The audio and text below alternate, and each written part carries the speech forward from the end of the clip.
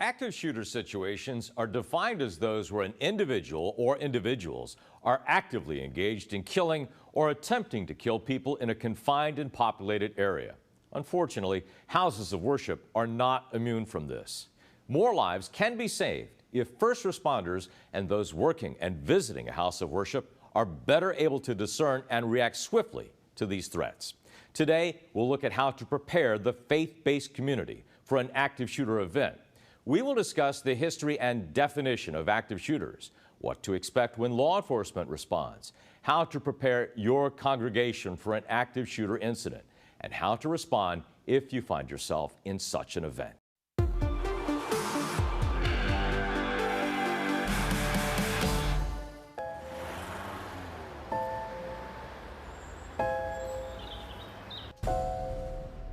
It may feel like just another day at the office, but occasionally, life feels more like an action movie than reality. The authorities are working hard to protect you and to protect our public spaces.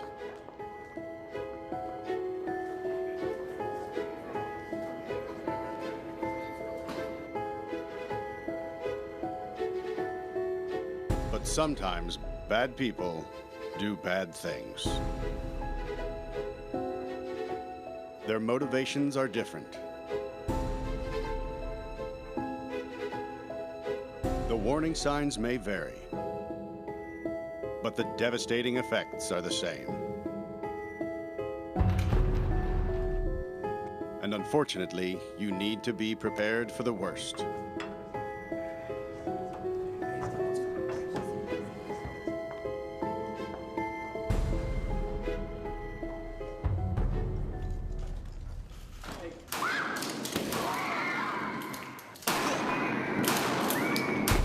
If you were ever to find yourself in the middle of an active shooter event, your survival may depend on whether or not you have a plan.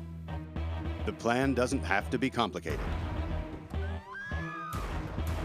There are 3 things you could do that make a difference: run, hide, fight. First and foremost, if you can get out, do.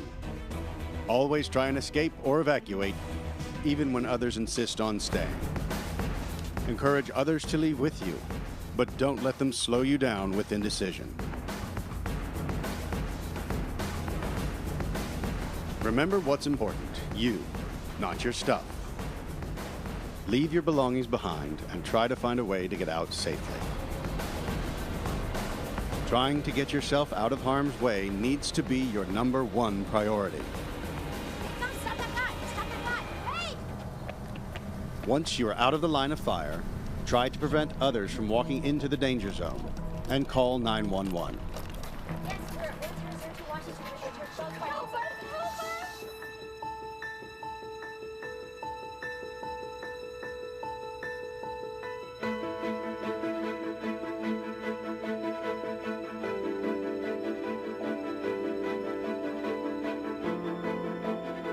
If you can't get out safely, you need to find a place to hide.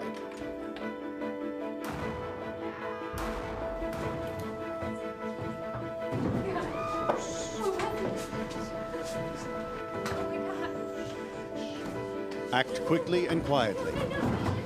Try to secure your hiding place the best you can. Turn out lights, and if possible, remember to lock doors. Silence your ringer and vibration mode on your cell phone. And if you can't find a safe room or closet, try to conceal yourself behind large objects that may protect you. Do your best to remain quiet and calm.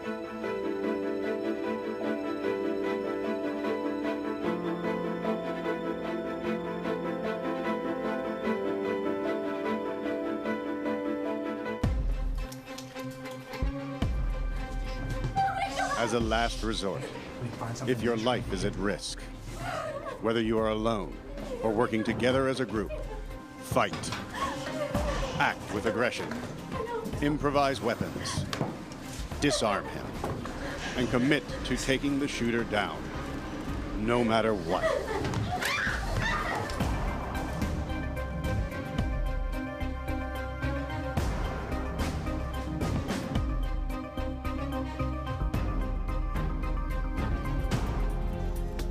Try to be aware of your environment.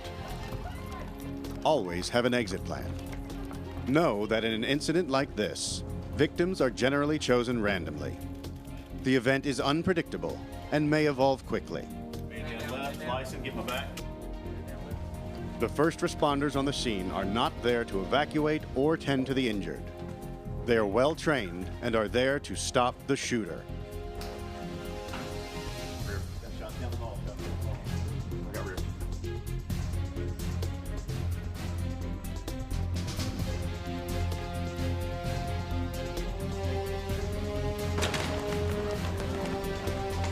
Your actions can make a difference for your safety and survival. Be aware and be prepared. And if you find yourself facing an active shooter, there are 3 key things you need to remember to survive. Run, hide, fight.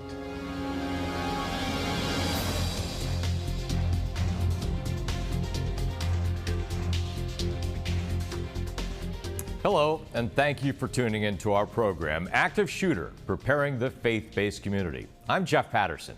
Active shooter events are unpredictable and evolve quickly. These situations are tragic and unfortunately becoming much more common. To begin our discussion, let's meet our guests. First, I'd like to introduce Special Agent Dave Couvertier. Agent Couvertier has been in federal law enforcement for 33 years. He has served as the hostage negotiator, an FBI SWAT team member, a sniper, and currently Agent Couvertier is the spokesperson and public affairs officer for the FBI Tampa Division. Next, we have Paul Ford. Dr. Ford has over 30 years of experience in risk management. He works with the company Innovative Training and Consulting and has been responsible for the safety, security, and emergency management for many healthcare groups. And finally, we have William Byrd. Bill has 24 years of law enforcement experience and is currently a SWAT coordinator.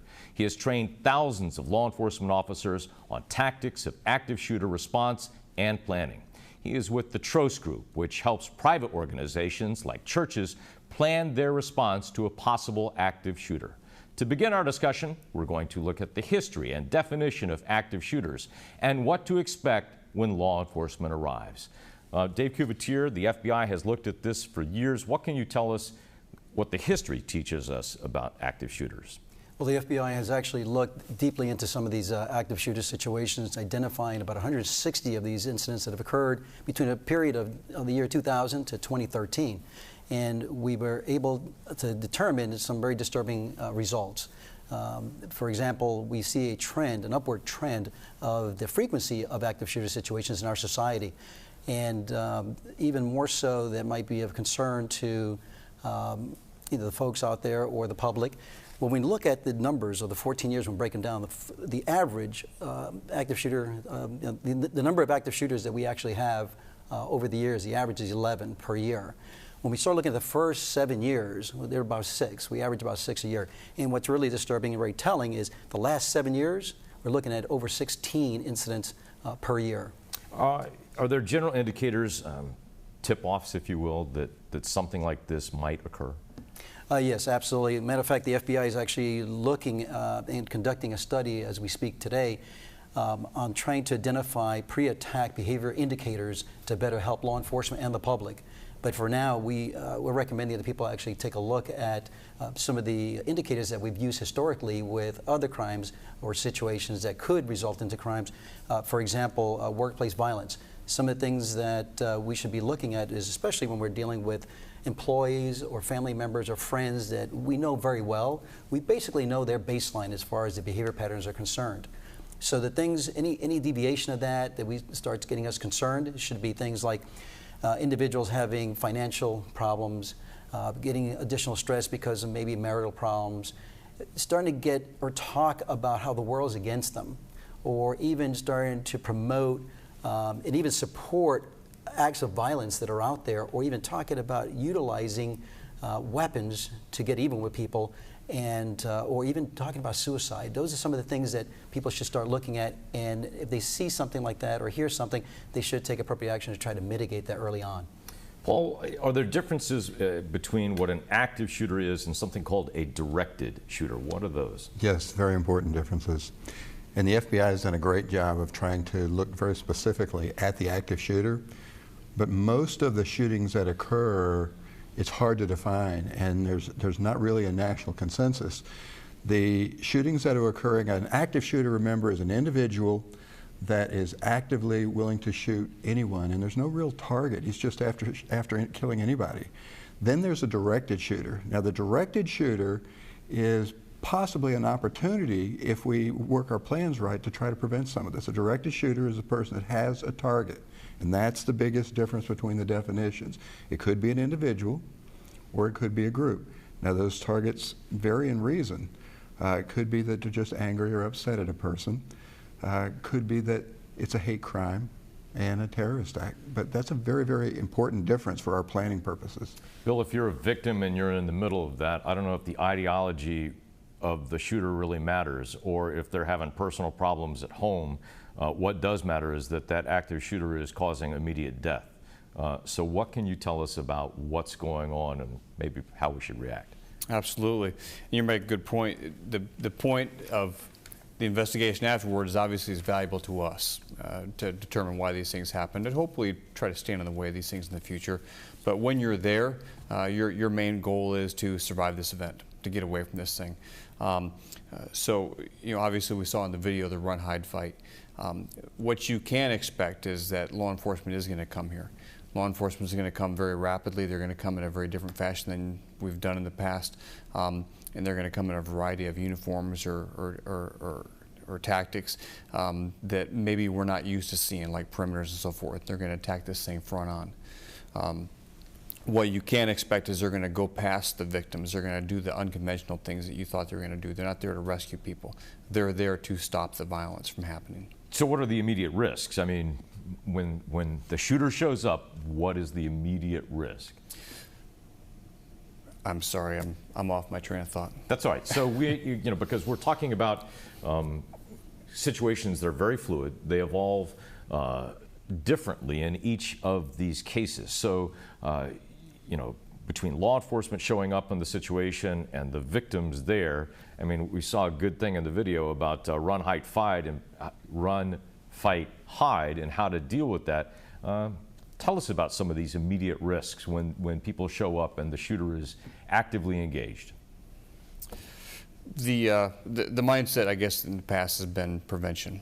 There's some sort of a place where we might be able to stand in the way of this thing. If we do enough teaching, if we do enough training, if we have enough policies in place, maybe we can keep this from happening at our church, at our school, at our facility.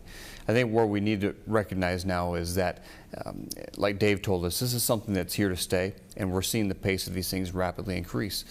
We have to accept the fact that we can't prevent these things. That prevention is a fallacy. What we need to do is we need to prepare for these things by having some training in place, by doing our drills, by having a policy in place and have a plan, mentally accepting the fact that this may happen to us and we should be ready for it. It's no different than having a fire drill plan. And fighting may not involve, somebody with a concealed carry permit pulling out a firearm. As we saw in the video, fighting may involve using what's available. Tell us about that. Absolutely. Obviously, it's going to be up to the own individual's skills, your personal skills. But if you're, like the federal government tells us, at a point where you just simply cannot get away and you cannot hide, there is no opportunity, then you need to do something to take your own security, your own safety in your own hands. That might be taking a desk, a desk chair, a keyboard, anything you can to put something between you and the problem. Maybe throwing something at them to give some distraction and then trying to get away.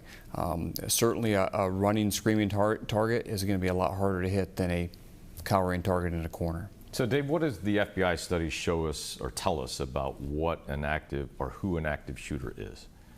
Oh, right now, what we don't have, the biggest thing we've got right now, based on the study that was focused just on the events, is it tells us that it's primarily male, and it's going to be a single shooter for the most part. In the 160 cases that we looked at, there were only 2 incidents where there were more than 1 shooter. So for now, we're looking at that study in particular, that's very telling for us. When we're talking about a specific active shooter event, not involved with any other crimes or any other situations that are connected to it. It's just someone starts opening up, like we saw in the video. Somebody walks into a business, start shooting indiscriminately, randomly, and immediately, and just trying to kill as many people as they can before they're stopped. So, Paul, what are common denominators that you've seen in these workplace shootings? What defines them? You've got very different types of shooters that actually occur. There's pretty much little groups that you can put this in to predict it. You've got the group that's disgruntled and angry and got a grudge against somebody. And in healthcare, that may be the person that's angry at the doctor or the nurse and coming after them. Then you've got the people that actually want to commit suicide.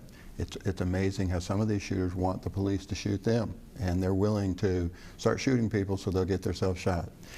Then you have the overflow, which is an opportunity too, for domestic violence to overflow from the home to our different places. That's about 25% of the shootings that occurs with that.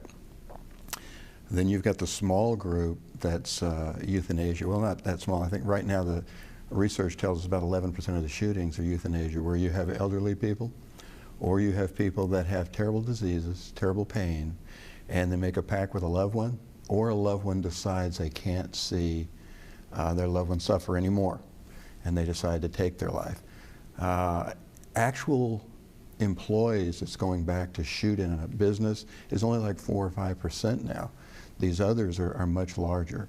The scary fact is it's very, very difficult to plan, prepare, or prevent a person that's made up their mind that they're willing to die to shoot the person that they're targeting and they're going after. So those are the groups, and we want to study each group with the organization to say, how does this work into their own plan? How do we prevent this, or how do we prepare a faith-based organization, a hospital, a church, a nursing home, any of them, from at least being prepared when this does happen? Do you have to plan differently for the different groups that you were talking about? Yes, sir. Yes, sir. You certainly want to plan differently. The environment and the types of people working there. When you're working in a hospital or a church, you've got people that are so kind and loving, and they want to be so nice to everyone. It's very hard to admit first that anything would happen like this, or that it could ever happen. Then in some of those places, you have completely open areas where the people could be shot. Other organizations, you look at it and say, how can they compartmentalize and that type of stuff? So it depends on the building, the people in the building, and when you're dealing with the churches, I also have to look at the age of the group that's there, and do we have the handicapped people there? It's very difficult to escape or run if you're in a wheelchair. Very challenging. So you have to look at, and I like to go down, if you get into a big organization, go down all the way to the department level. You have one plan that's good for an organization. That includes communication, that kind of stuff. But then you go down to actually, how does a choir escape in a church? Are they inside of an enclosure where the choir can't run? Those are things that we want to think about as we go into this process. Yeah, we haven't wanted to think about them because you would hope that in a sanctuary, it's a sanctuary, that you have a relative safe place. But obviously history has shown us that that's not necessarily the case anymore. And God willing, they won't have to think about it if we can help them think about it. So that's part of what we're trying to do, is help them. So Bill, these shooters show up, some of them just are indiscriminately looking for victims. Right. We could call this a murder spree or a mass murder event, and like we learned in the FBI or the definitions, is these are ongoing acts of violence. It's the threat of death or serious bodily injury. Okay. Generally, it's with a weapon. It doesn't, or with a firearm rather, but it doesn't necessarily have to be. It could be. We've seen in Asia they've used swords. But the point of the matter is, it's the risk of death or serious bodily injury, and it's ongoing acts of violence. And then, of course, it has the unrestricted access to more victims. So, Bill, what happens when law enforcement shows up? What should people who find themselves under those circumstances expect? Well, that unrestricted access to more victims, that's our job. We're going to try to stop that. We're going to put something between them, that problem, that violence, and the more victims part. Obviously, we can't get there soon enough to stop it or to prevent it, but we can certainly compartmentalize and mitigate this. like we see from the FBI study, a good number of these folks, when law enforcement shows up or any kind of resistance happens, they take their own lives or their attack stops. So simply by our presence alone might be enough. But short of that, though, what we're going to do is do a frontal assault towards this problem. The law enforcement officers are trained to go towards the sound of gunfire. We call it the path of destruction. They're going to follow the screams, the shell casings. The indicators are going to tell them that's where the problem is at. And while they're getting there, they're going to be bypassing the injured, possibly the sheltered in place people. And that's going to be hard for the people seeing this. But they have to know the sooner they can stop that violence, the sooner we're going to get those rescues, that medical treatment happening. And Dave, sometimes the people who can first stop this aren't law enforcement. So usually the response has been call 911, get law enforcement here, but it may take a little while, especially depending on the location for law enforcement to arrive. So what can you do if you find yourself in that circumstance to not make yourself a victim? Again, you just got to make sure you got the training, you've gone over this, you've exercised it, you've implemented it, get it to the point where it's second nature, because we have seen situations in our study where there were at least 21 incidents where unarmed individuals were able to stop the attack. So what we're looking at right now is folks have to understand that typically we're so used to calling for help, situations occurring, but when we start looking at response times, when we look at a national response time for law enforcement, first responders to get to a scene, we're looking at 53% of the time, it's going to be under 10 minutes. But when we start looking at our study and looking at the damage that's done, and by the time the help was, it was able to get there, we have about 69% of the situations ended under 5 minutes. When we start looking at those cases, the cases where we can actually determine a time frame of response to stopping the threat. And about 23 of the 63 incidents that we were able to come up with a time line on it, we were looking at the incident completing or finishing, under 2 minutes. So by the time police get there, they may not get there before it's over. But it's against human nature to run towards a guy with a gun, unless you have military training or police training. So can you give somebody an idea of what their mindset should be in that circumstance to help them through? And it is you have to determine now and have a plan, like we're talking about here, whether it's a hurricane or it's a fire drill type plan. You have to understand, what are you going to do if? And start talking about that now. Get that dialogue going with your group of folks at the place of employment or place of worship. And you want to be able to figure out within the options that we're recommending here, and that is, again, run if you can, hide, and if you can't fight, that's fine. If not, help those that will, try to engage and stop that. That's the key thing. It's almost like being in a trauma center. We've got a lot of blood going on. We have to stop the bleeding, and that's what law enforcement is trying to respond quickly to stop that. So in many cases, we're able to do that with either armed or unarmed citizens that are out there. And when I mean armed, those in our study were actually carried authorized weapon permits, and they were able to engage that attacker and stop any further damage. I think, Jeff, what we want to do is we want to battle the complacency and the feeling that it's not going to happen to you. It's going to happen to somebody else somewhere else. For so many years, we thought our churches were safe. We didn't want to think about this. We didn't have to think about this. Now we're coming head on to the fact that we need to be good stewards with our ministry. We need to watch over our churches. We need to watch over our places of worship to ensure they are safe. As we've seen with the trends, it's a fact of life nowadays. But churches traditionally have been open and inviting places, so you don't know who's going to come in on any given Sunday. Right. Well, you're right. You want that place to be a warm, welcoming, loving place. You don't want in front of your church to look like a TSA checkpoint, okay? But we're going to talk later on about some steps we can do to get that planning process going. All right, because active shooter situations often are over quickly before law enforcement arrives on the scene, individuals must be prepared both mentally and physically to deal with an active shooter situation. Let's take a look at one way a house of worship could respond to an active shooter.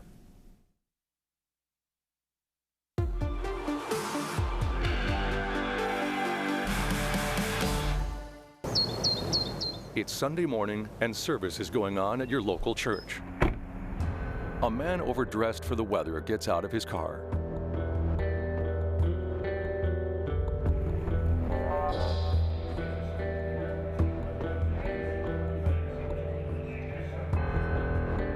walks into the building and past two of your greeters without acknowledging them. Just inside the doors, he pulls a weapon out of his coat and opens fire.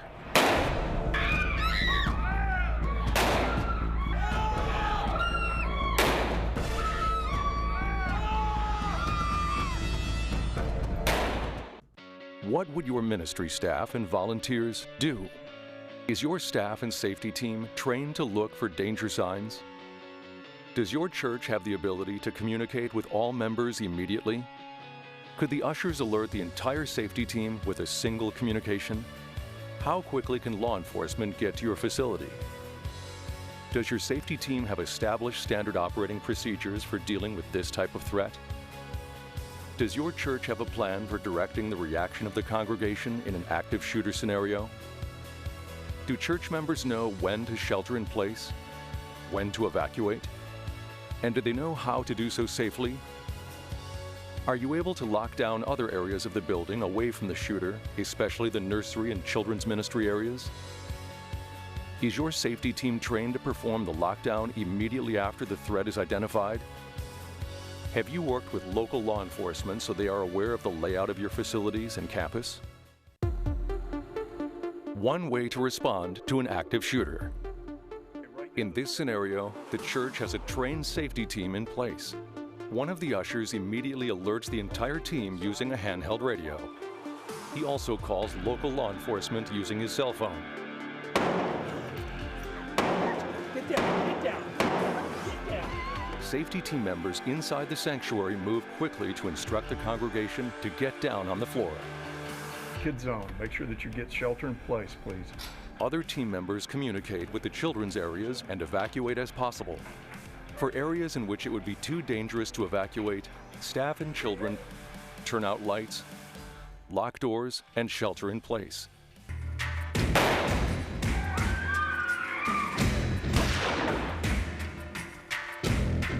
This safety team has armed members made up of off-duty law enforcement and former military personnel. They engage and neutralize the threat and wait until police arrive.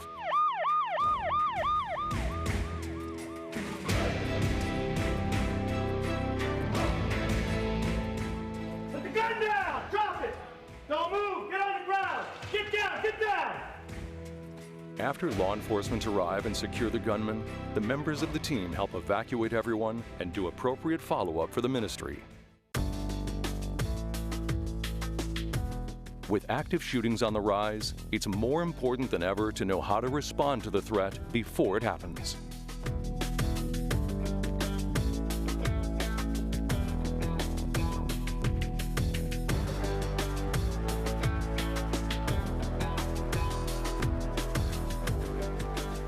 Even though the number of active shooter events has been increasing, your odds of being involved in one are still very slim. But just like fire drills and earthquake preparedness, making a plan in advance can make all the difference. In our first segment, we looked at the history and definition of active shooters. What are some of the indicators of potential violence and what to expect when law enforcement arrives?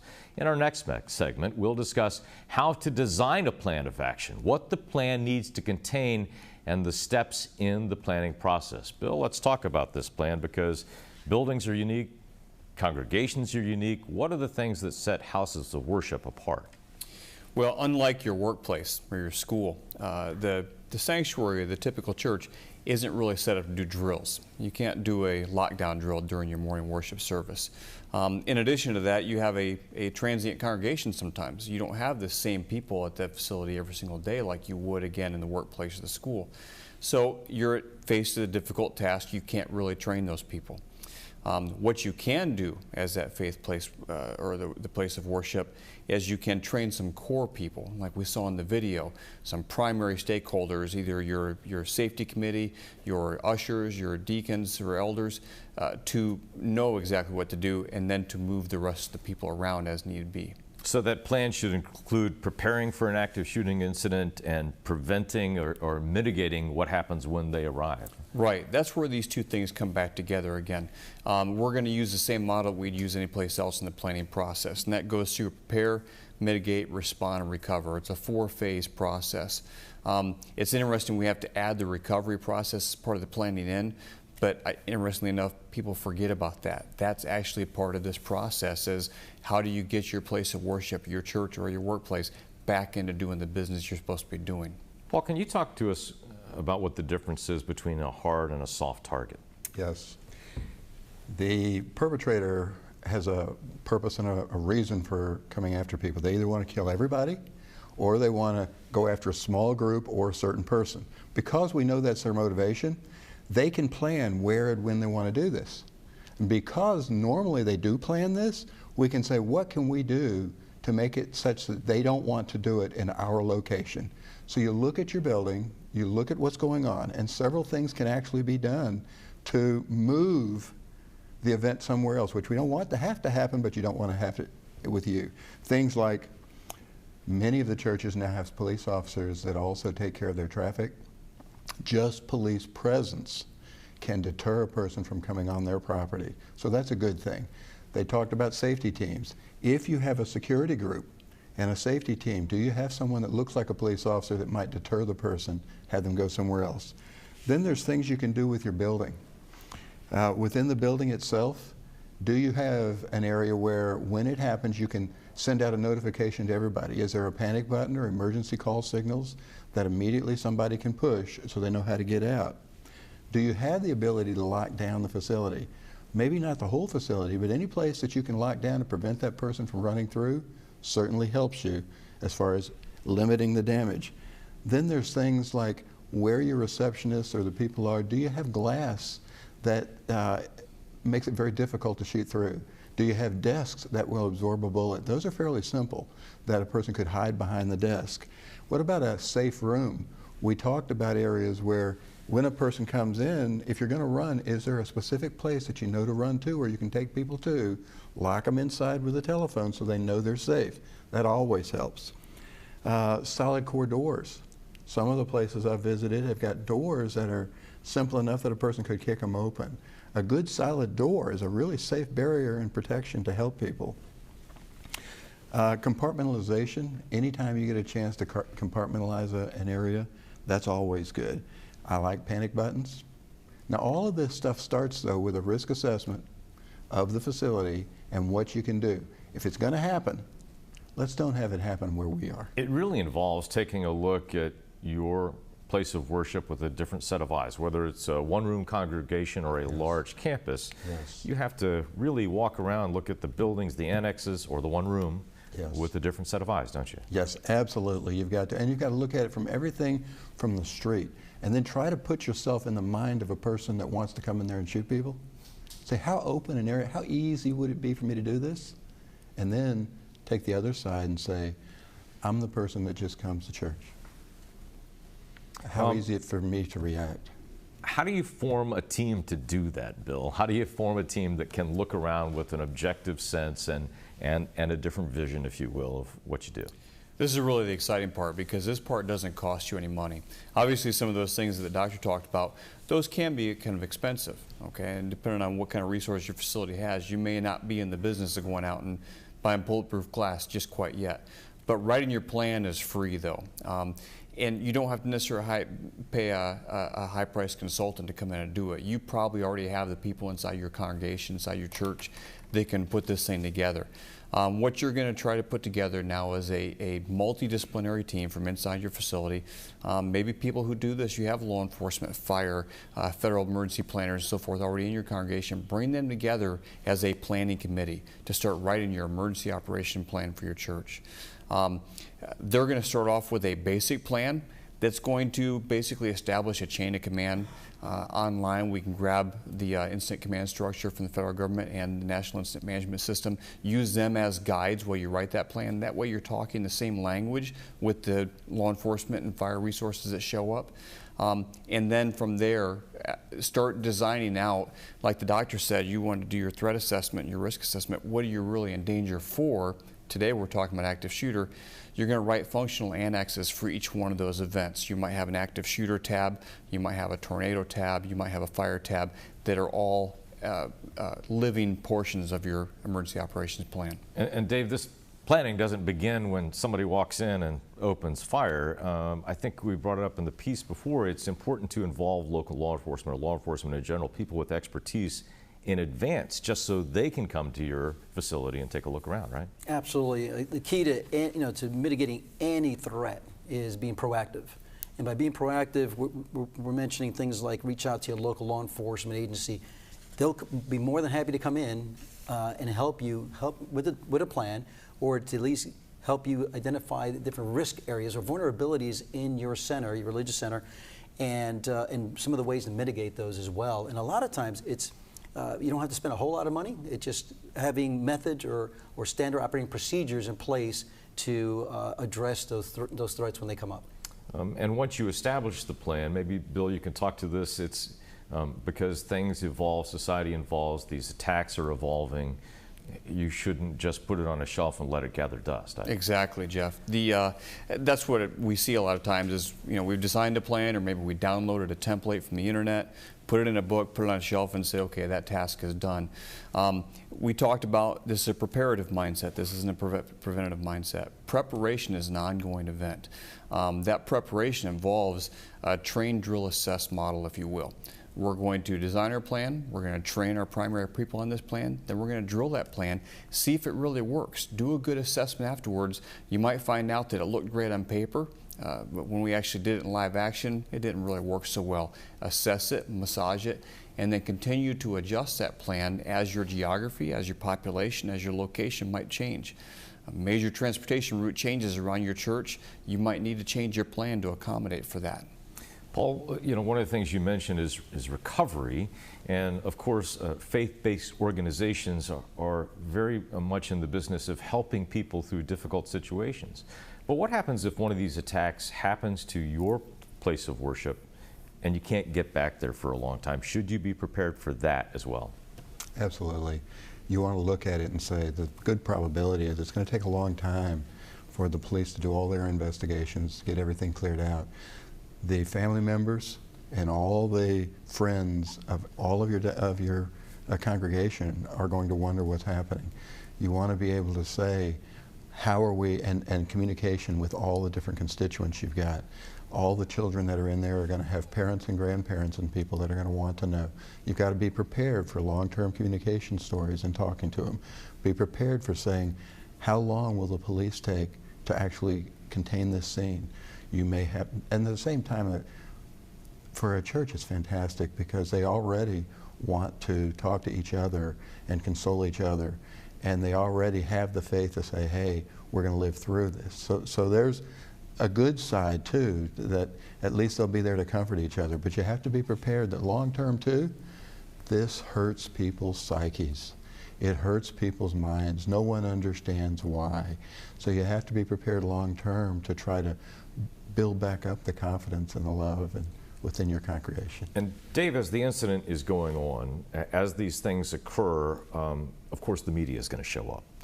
How do you develop that as part of your plan, and how can places of worship deal with that element?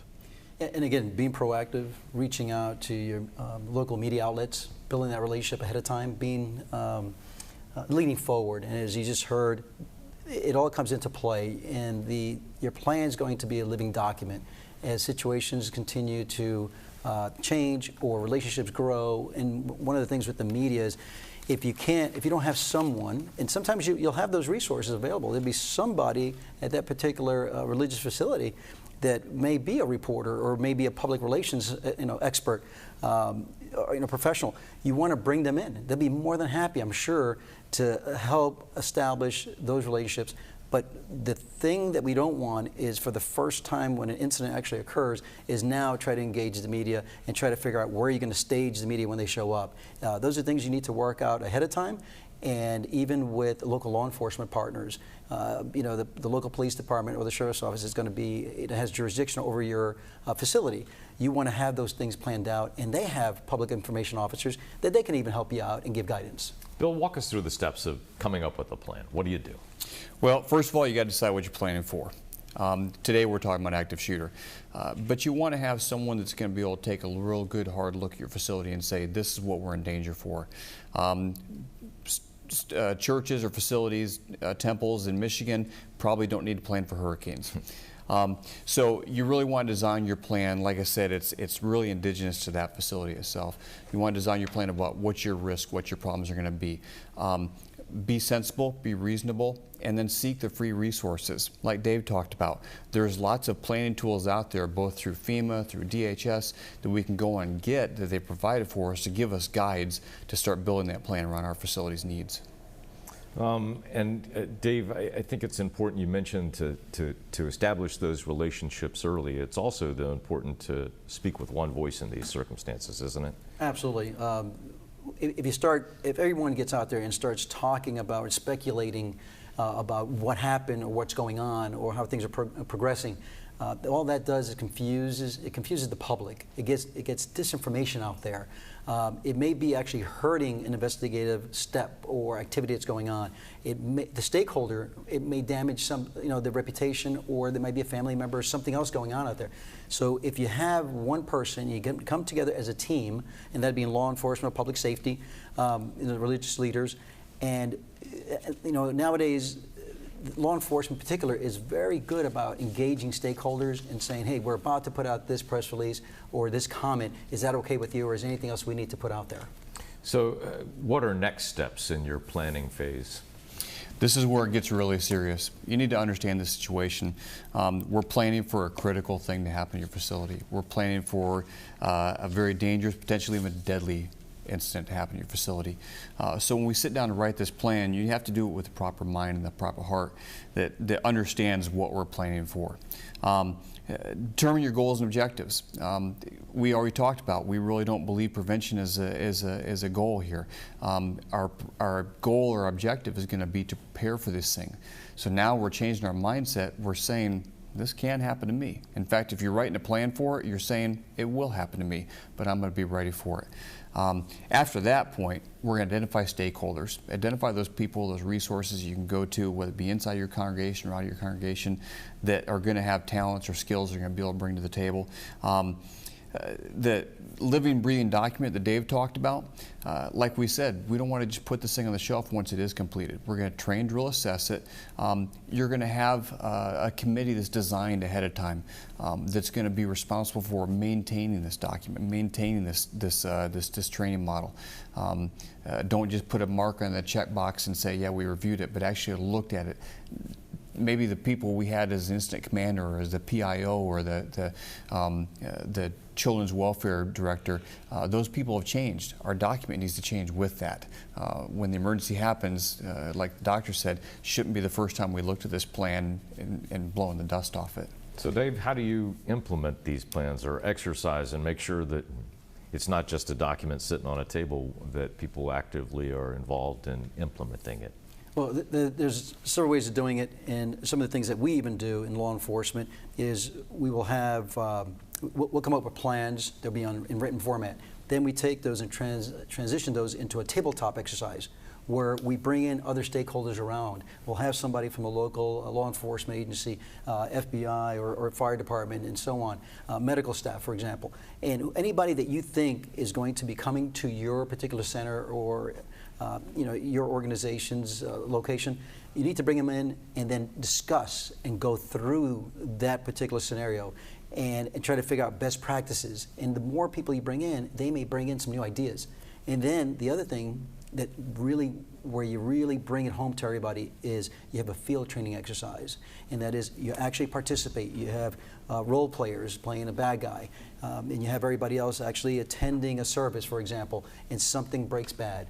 And then does everybody do what they're supposed to do? They're going to have certain responsibilities, and you have lanes. And if everybody works as a team, you'll be able to mitigate the situation and potentially stop it and save lives. And so if it happens, you can fall back on your memory of that training, and then it just becomes more natural in the hopefully unlikely event that occurs. Absolutely. Paul, tell us about what you do then to review and update these plans to make sure that they're a living effort, if you will. Absolutely. It's amazing how many plans will get written and then things will change and they're no longer functional. What you really want to do is make this a thing that every year you look at, and look at it formally. This can't be just something that's simply done. Look at it formally. Look at the media reports. Our society is changing, as our society changes, are there things that we have to think about as far as weapons being allowed in churches like schools and things like that anymore? Then look at your local police department. Has it changed? And has it changed its responses? So annually you want to look at the media, you want to look at what's happening, then you want to talk to your police departments and see what's happening with them. Then you want to take the plan to the group that you're working with, whether it's your safety team or your ushers, and you want to say, do we still have the people we had? A lot of times there's turnover and changes every year. Let's do retraining and make sure those people are up to date. Then, and I'm real strong on exercises, I really believe you can tell people things, now listen, but until they actually do something, they don't really learn. So do an exercise with your ushers, do an exercise with the people.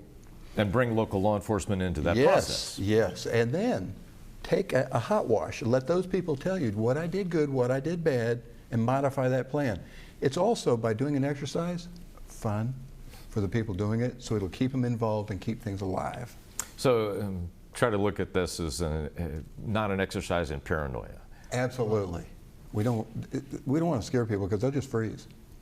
There's a fine line between paranoid and caution. I'm glad you bring that up, Yes. because that's certainly not where this panel wants anybody to go to, is that side of paranoia. Like we said very earlier on in the presentation, the chances are low, okay, but we want to still be good stewards of our ministry and be responsible and say, well, even though it's a low chance, we're still going to prepare for it. What we probably should remind ourselves here is even that maybe the emergency we're planning for is not ours. Maybe it's our communities, someone around us, and other churches. Having a business continuity plan in place for your church, like where are you going to be able to hold services while your church is not usable? That might help another church who's going through this. You didn't know that they were going to go through this, but now you've given them a facility to use. So when you start talking to other resources, other sister churches, you bring the entire community in on this event. The more you talk about it, the more you become familiar with it, the more it falls into place if it happens, right? It's stress inoculation. Little small doses of it. When it actually does happen, we're going to be better suited to handle it. Becomes second nature.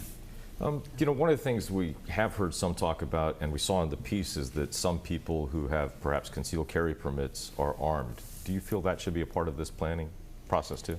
That's a deeply personal decision, in that the congregation is going to have to get together and figure that out. What's right for one location may not be right for another, but I can tell you that it's worked.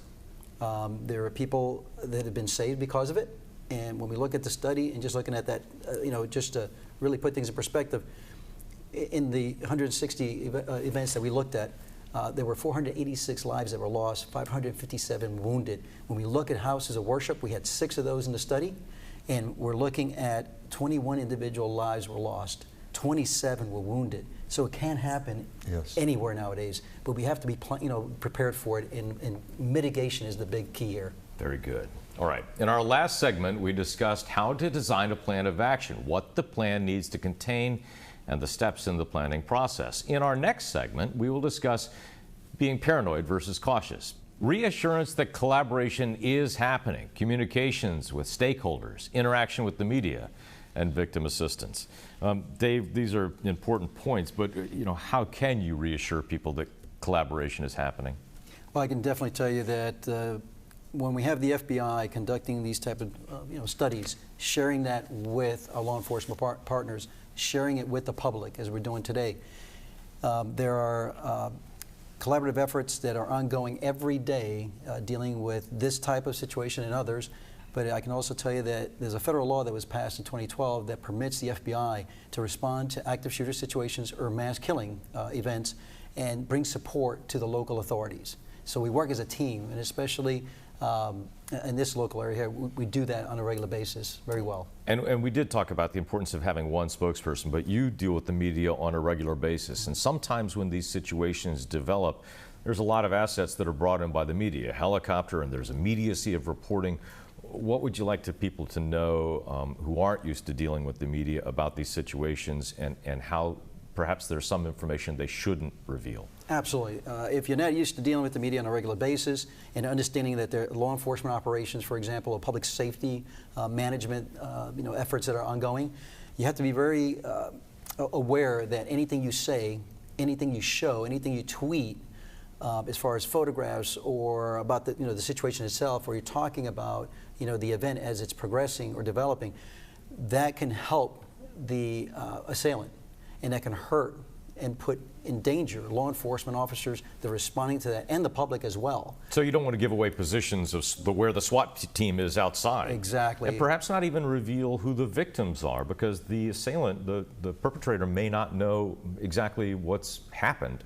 Exactly. Not to mention the fact that family members out there may not know who the victim is yet. Right, and that's the other thing too. We have to be very sensitive about certain situations. There are a lot of privacy issues that we've got to deal with as well when responding to a massive situation like this.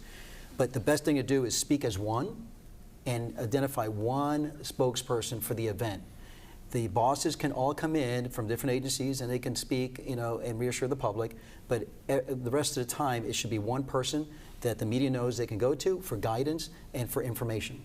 All right, Paul, what are the highlights of plans and help to identify a plan and further development? What can you do about that? Well, like I said, a lot of this planning is pushed and motivated by some of the media reports. So that's really helping as far as people understanding the seriousness and having to make these things happen. When you start looking at all the plans, try to take it down to the personal level. We want to look at and say, what are the risks? How do we do a risk assessment? How do we mitigate? How do we prepare our building? How do we train our staff, and how do we set the staff up to make that work? How would we respond in the event on this day? Then afterwards, how would we recover? Those are all important. I like to take it one step farther and say, you're the person in the congregation. What's your personal plan now? Okay? What am I supposed to do? It's my family that's sitting beside me. Do I grab my wife and my son and we run out this door? If I have a person standing right next to me with a gun, do I defend myself and knock the gun away, which most of the statistics tell us is probably a pretty good thing to do rather than just standing there. So take the plan that we've worked for the organization and then say, how do I fit into that? When you do that, you're protecting yourself and your family, and I think that's important. So Bill, you want to take this plan just beyond the leadership that has developed the plan, and you want to take it down to either the congregation or the employees, and as Paul said, you individualize it, right? So how do you disseminate that plan to make sure everybody knows what their role is? Well, that's what's really exciting about it, is because inside your church, your synagogue, your temple, you've already got a lot of resources there that you may not be aware of. People that maybe do this kind of work for a living. Like I said, you have emergency medical, you have fire, you have law enforcement, maybe at the federal, local level that are inside your congregation that they can be a part of this thing, and they can take on roles during this event. So besides just the authors of the plan or maybe the heads of the churches that are putting this together, seek out those resources inside your congregation. They're going to bring a lot to the table, and again, they don't cost you anything. They're already a part of your family now. But the key is making sure they know what their roles, responsibilities are in advance. Right, exactly. It might even be just simply giving them permission to take a role. They're going to step up, but as human beings, we need to know it's okay, we're expecting you to do this. Otherwise, we may sit back hoping someone else takes charge. All right, and then I suppose it's also important to talk about at the end of this victim assistance. Dave, tell me about that. How can you help people through these terrible situations? As you can imagine, not only when we have an active shooter situation, what we've experienced is we have individuals that, loss of life. We have individuals that are physically wounded. At the same time, there's another concern that we all have to have when these traumatic types of situations occur, and that is that you have emotional and mental trauma to people. So that's something else that we have to make sure that we're ready to address. We have resources available. Again, if you have folks in your congregation that are professional mental health folks, bring them into the fold. And one of the biggest thing is, especially nowadays, and the FBI and law enforcement in general has gotten really, really good at this, and that is now we have victim assistance specialists. That it's an actual component of any response team from law enforcement, and we combine our resources. One particular local department might have so many victim assistance specialists. The FBI will bring in theirs from all over the nation to help with that tragedy. But we have several things that we have to address, and not just look at the response to a situation. It's going to be protracted, and we got to deal with that long term as well. All right, let's get some final thoughts from each of you because you're experts in this. Bill, After we've talked about this today, what are your thoughts? I think the big takeaway is this, is let's not lose sight of what our primary job is in the ministry. Our primary job is to provide that church, that temple, that synagogue, a place of worship. It's supposed to be a loving and caring place. But as a caveat to that, be a good steward with that ministry. Make sure we protect it. Make sure we keep it stood up so that it can continue to thrive on afterwards. And remember this, like I said earlier, the emergency you're planning for might not necessarily be your emergency. It might be a community emergency surrounding you. And now, who better suited than that church or that temple to respond and help out with that problem? Very good. Paul? I'd like to remind everybody to just do it. Make sure you actually have a plan. I go into so many places when I'm speaking in large groups, 75% of the people will tell me they've thought about it, but they really don't have a plan. Do it. Have a plan. Exercise that plan. You will be amazed at what you'll learn when you exercise that plan. And then lastly, make it personal. Let the people know if they come in, that gun might be pointed at you. What are you going to do? If you do that, you're protecting yourselves and the others. Dave? The biggest thing that I'd like for everybody to take away from today is be proactive, be vested, as you hear today, my counterparts talking about it. 60% of the active shooter situations are done before law enforcement arrives. So something between there has to be done. That's the plan, that's the gap filler, that's going to save lives, it's going to reduce injuries. And you have to also look at two different things. In a religious facility situation, you're going to have insiders that have issues. If you identify somebody that has a problem, help them out. Have employee assistance type resources available, counseling. Try to mitigate that situation before it happens. Then you also have the outside threat, somebody who's not affiliated with the facility and actually walks in. So if you see something, say something and be personally engaged. Don't be paranoid. Exactly. Be proactive. It's not about being paranoid. It's about being, having situational awareness and being prepared. Very good. All right. Well, today we've been looking at how to prepare your congregation for an active shooter incident. We discussed the history and definition of active shooters, what to expect when law enforcement arrives, how to prepare your congregation for an active shooter incident, and how to respond if you find yourself in such an event, how to design a plan of action, what the plan needs to contain, the steps in the planning process. We're out of time, but before we go, we want to leave you with some of the internet resources that you might find helpful. On behalf of Dave Couverture, William Byrd, and Paul Ford, I'm Jeff Patterson. Thanks for watching.